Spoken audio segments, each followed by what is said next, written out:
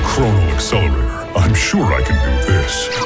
5, 4, 3, 2, 1. Attackers incoming.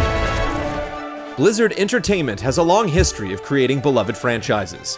For the first time in 17 years, the company has released a new IP in a genre they've never tackled before. It's a team-based first-person shooter called Overwatch. The game is filled with deep tactical strategy that gets more enthralling over time. Blizzard takes a bunch of smart ideas and combines them into something great.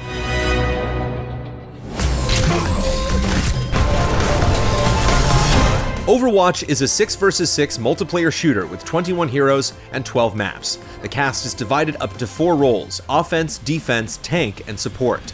Each character has unique skills, weapons, and ultimates that charge up throughout a match.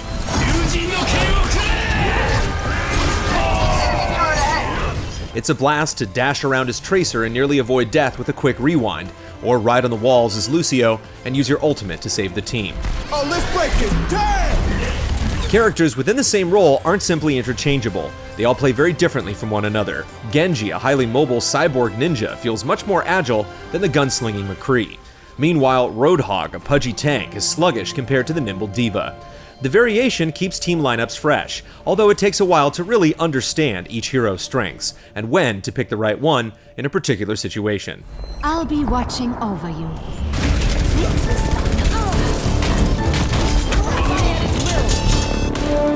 Overwatch impresses in many ways, but the game's diverse cast of characters is easily its strongest asset. Each hero shows so much personality through even a simple pose. Junkrat uses his bear trap as a puppet, Winston dines on peanut butter, and every character has endearing ways of expressing who they are. It's easy to see that Overwatch is supported by a strong backstory, but not much of it is featured within the game itself. Besides an opening cinematic and some banter between characters, very little of the world is fleshed out. With such a varied cast, it'd be nice to have a better understanding of who they are. Instead, Blizzard has decided to largely tell the story of Overwatch through other forms of media like comics and animated shorts. It's a fine approach, but being able to read up on locations, characters, and past events would have added some appreciated context. Matches revolve around 3 main game types will feel familiar to any Team Fortress 2 player: Capture the Point, King of the Hill, and Payload, where players escort a cart to a destination. While none of the modes are particularly inventive, they're fun, and each of them requires a different strategy. Overwatch features a decent amount of additional game types, such as Players vs. AI, Custom Games, and Brawl, which has random rules that change every week. It is a bit disappointing that ranked play is not available at the moment, but Blizzard has stated it'll be implemented as soon as it's ready.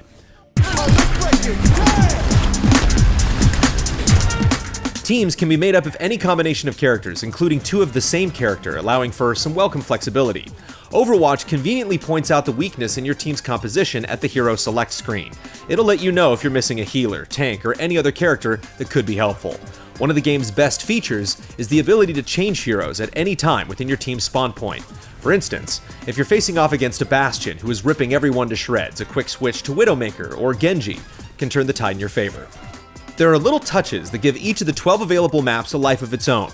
Hollywood begins in a movie theater where posters are hung up and popcorn litters the ground, while Hanamura has a tightly packed shopping district with arcades and a ramen stand.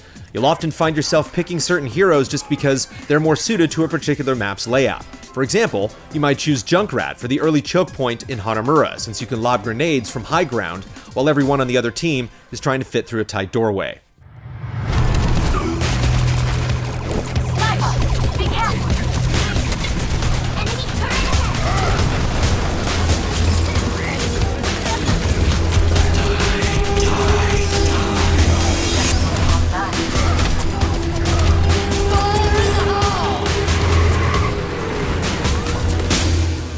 Like many other shooters, a leveling system is in place to provide a sense of progression.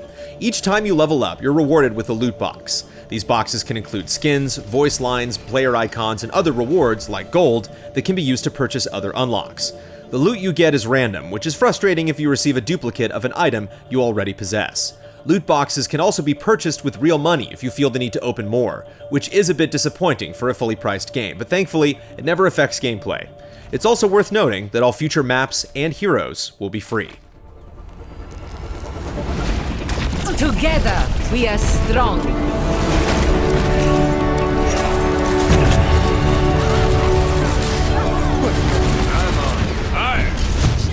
Though the game may seem sparse on maps and modes, the exquisite art direction, over-the-top action, and emphasis on teamwork all blend together to provide endless hours of exhilaration.